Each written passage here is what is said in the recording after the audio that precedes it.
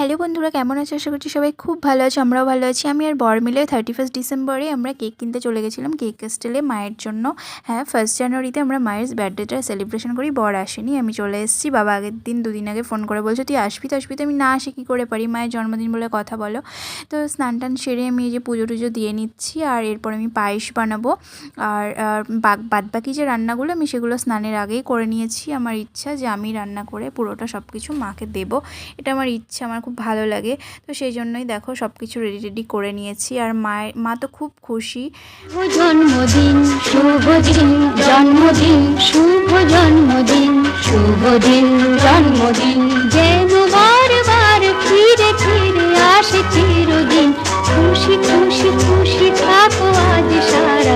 ডান। তো মা বাবার মুখে আমি এই হাসিটাই সারাটা জীবন দেখতে চাই। তোমরা খুব ভালো থেকো, সুস্থ থেকো, নতুন বছর ভীষণ ভালো কাটো। হ্যাপি নিউ ইয়ার সবাই।